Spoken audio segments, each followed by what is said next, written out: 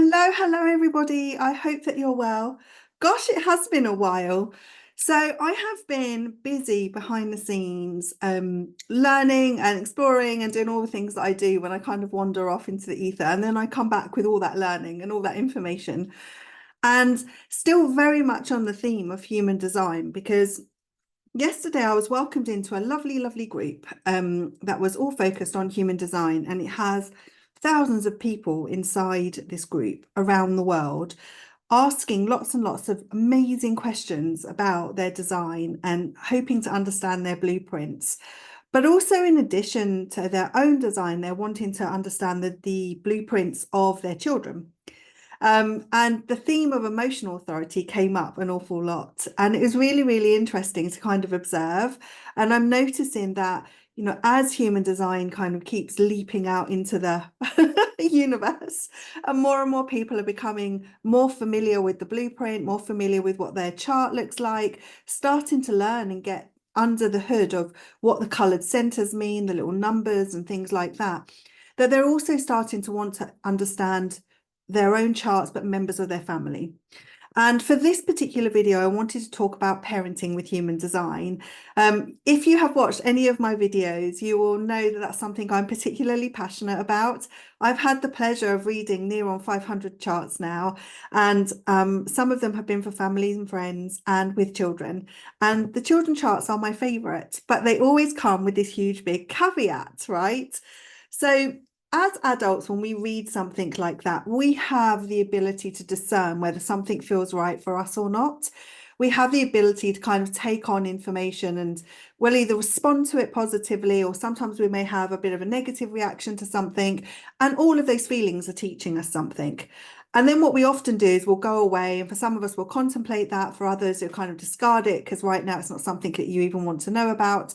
And for some, you may talk about it and exchange ideas and, go out and have really good conversations with people that you know and just see what their thoughts are around it. But children can't do that. And I think it's really interesting for me because the auric field, so the auric field is what surrounds us. And if you think about this room behind me, my auric field fills up to about half of the space of this room.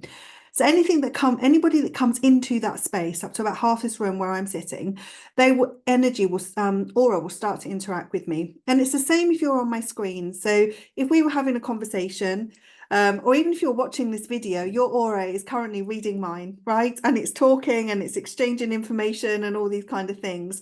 And that's why sometimes when you see somebody, you'll either go, oh, that's my person, or it isn't, or that something doesn't feel right, or I'm not sure, right? And that's because you're getting that information, that feedback from your aura. With children, their auras don't develop until they're 7 years old. And so when I'm reading a chart for a child, I'm always really mindful, because what we don't want to do is remove those childlike qualities that children need in order to be able to explore and experiment in the world, so that they can develop their design, their blueprint, so they can learn what their gifts are and develop those gifts. Okay. And as parents, we want to do the best for our children. We want to give them the best possible environment that enables them to thrive. And I think there are so many changes. I mean, my husband and I were talking about the distinction this morning between home economics and food technology, right?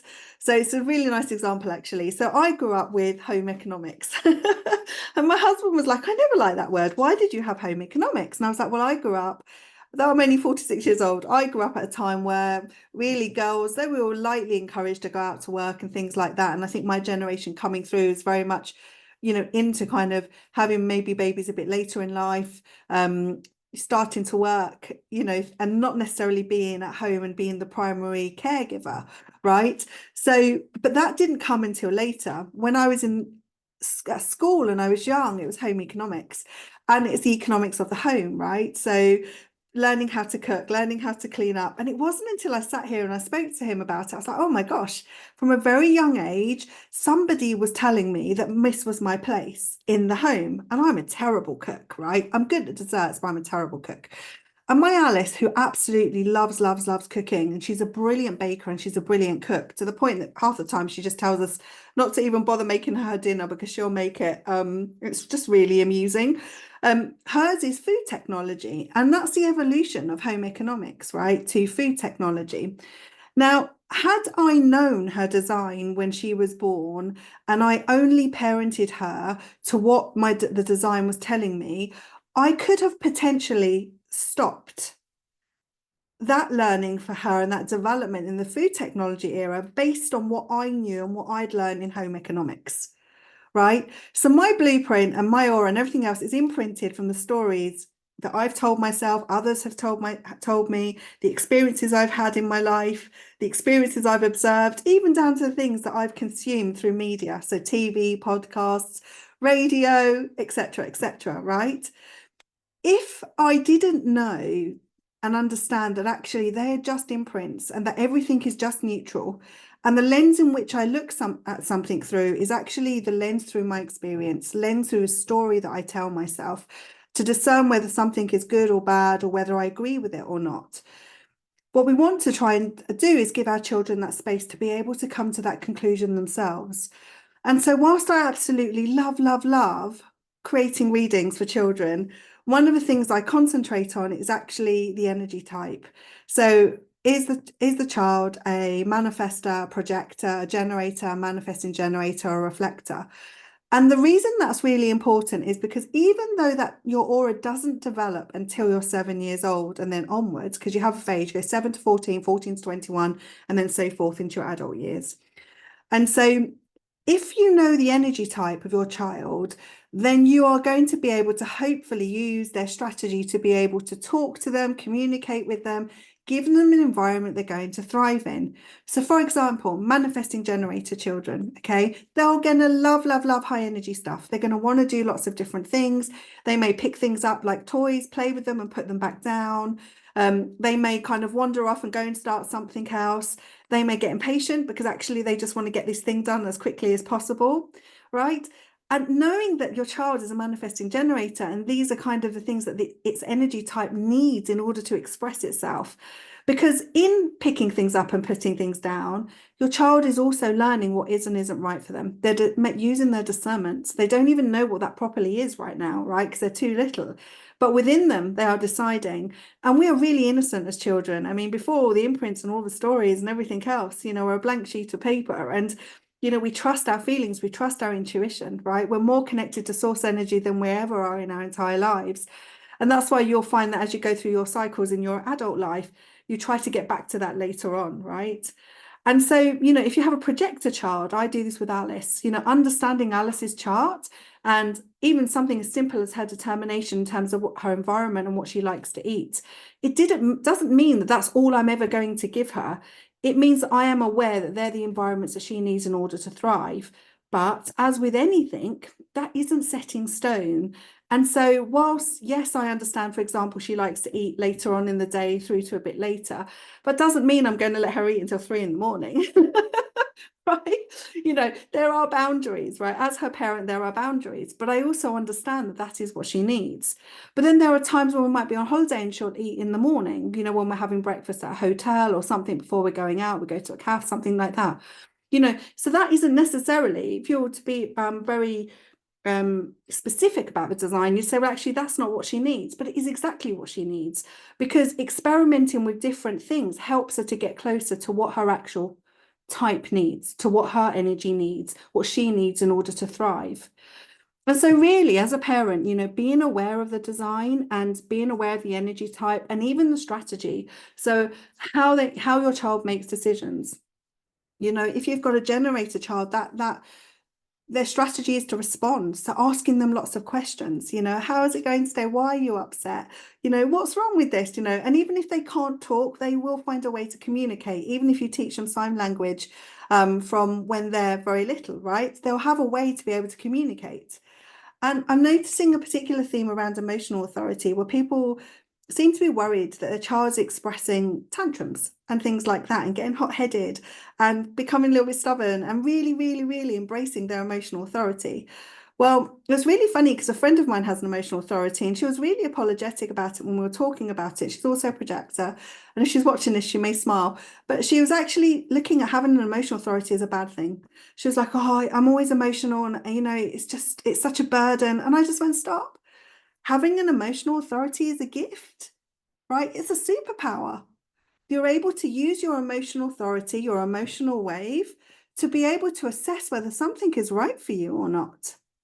And if you've got an open emotional center, then you're able to be empathetic and read the room. These things are not bad things, they are gifts. There is nothing bad in a human design chart or anything about your being, right? Everything that is within you is a gift. It's an expression of you. And if we do nothing else in this life but test those different expressions so that we can get back to who we are meant to be. And that's a really interesting phrase because lots of people say that. And I think, it can be a bit of a buzz phrase, but what do I mean by that? For me, it means peace and joy and love and just to be calm and not anxious, right? I don't even like that word, but I will use it for the sake of this video. So it's like, that's what it means to get back to me, to be able to thrive and do the things that I want to do. And life demands a lot of us. It demands a lot of our children. And right now, with our children, the jobs that they may have in the future probably don't even exist today, right? So how can we can't, so conditioning them, even with the knowing of the human design blueprint, isn't going to be particularly helpful. But understanding their energy type is a first step, understanding their strategy so that you can help have a conversation with them so that they feel comfortable in their environment, so they can express who they are without judgment, without, being imprinted on with other people's opinions are being projected on. We want to be able to give them a place that they can experiment. Now, my friends have twin daughters and they're both manifesting children. And it's really interesting because they are already at 2 showing these signs of strength and independence, and they're absolute powerhouses of young ladies. And it's really funny because their mum says to me, they're doing exactly what you said. And I was like, yeah, because it's unraveling, right? It's unraveling. But what they haven't done as parents said, just because Effie said this in the chart, this is how it must be. What we have gone into the reading as is saying, be curious, be open. I'm going to share a bunch of stuff with you. Just see how it plays out, right? Don't force them down a particular route. Don't make them be somebody that they're not, right? Just because a blueprint says something, right? And because you feel this innate responsibility as a parent to do the absolute best for your child. Okay, so it's about being curious, it's about allowing the experimentation. Now, these particular young ladies are powerhouses, they are very independent and they are feisty. And it's funny because I saw them about a month ago because it was their parents' wedding. And I gave them something to play with. She gave me something to play with. It was a harmonica. And I was like, oh, I'm not going to put that in my mouth and start playing with it because, if I spit all over it, it's not going to be very nice. So I pretended, I was like, ooh, and handed it back. And she looked at me like completely like, what did you just do? Part of that was being 2, right? So there has to be room for the fact that she is a 2-year-old little girl, right? And be able to kind of express herself as a 2-year-old little girl. But part of that I could absolutely see was manifestor energy. It was not impressed. You just tried to trick me. You weren't being real with me, right?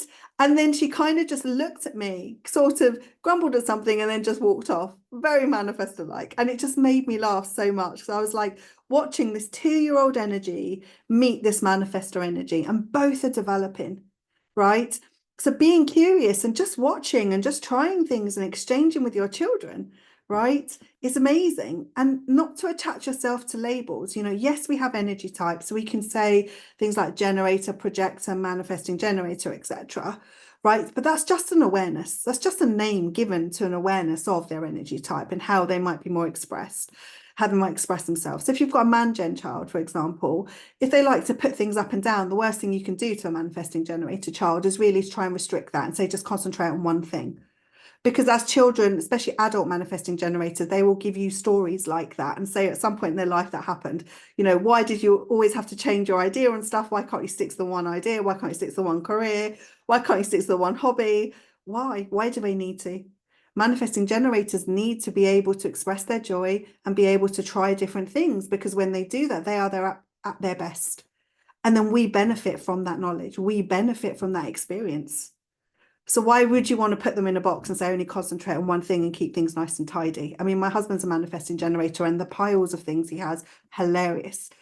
And at first it used to annoy me, but now I'm just like, it's all good. It's his man gen energy, right? And if you imagine doing that with a child, so having the awareness is beautiful, but it doesn't mean that you don't experiment. It doesn't mean that you don't allow the curiosity to come into their childhood. And you certainly don't discard that there are going to be behaviors that they just need to go through. For example, teenage behavior, toddler behavior. There are a lot of similarities in that behavior, right? There are a lot of similarities and needs and desires with people who are being diagnosed with, have got ADHD, for example, autism, right? We can't dismiss those things. We need to honor them and find a way to honor them. And I think actually that is why people are requesting charts for their children, because they want to do their absolute best. But there's a fine balance between being curious about it, embracing it, experimenting with it, trying different things and seeing what does and doesn't work, as you would anyway as a parent, versus this is what it must be, and being very, very religious about it. And that's the bit that worries me. So when I'm doing readings, when I'm doing coaching, when I'm doing any training or anything like that, whether it's for an adult or whether it's for parenting, that's the approach that I take. Yes, your chart holds all of this beautiful information and so much information. And it can answer a lot of the questions that you might have about yourself, and it can give you comfort about some of the things that you're not even sure about yourself, right? But human design is really an experiment. It's just a way of being able to take that curiosity about yourself and have the faith and the trust that in yourself to be able to experiment and try different things. And even the things that don't work out, they're teaching you as well. So anyway, I've absolutely loved this video. So thank you so much for the space to create this. If you've got any questions, please let me know. If you'd like a reading, even to grab your chart, just go to effiemoss.com. You'll be able to download your chart, and there are different ways you can work with me as well. In particular, a hot favorite right now is an Effie in your pocket. So this is where I'm literally connected by WhatsApp or Messenger, whichever suits you, and I'm there. Really, and you get to ask me any questions that you want, things happening in your day, and I can have a look at your chart. If there's a way that you're embodying something, even with your children, that's kind of where Effie in your pocket is. And there's also other options where I can look at multiple chart readings and give you video readings, as well as WhatsApp support. And then you can also have the choice of a single reading, so maybe just for yourself or say for your child, and again with WhatsApp support. So all of it has support. It's not a throwing over the fence. I'm very, very passionate about that, because I think this is a beautiful modality, and it's no coincidence that it is growing as quickly as it is today. So thank you so much for joining me. I shall be back with more videos, and I'll speak to you all very soon. Lots of love. Take care. Bye.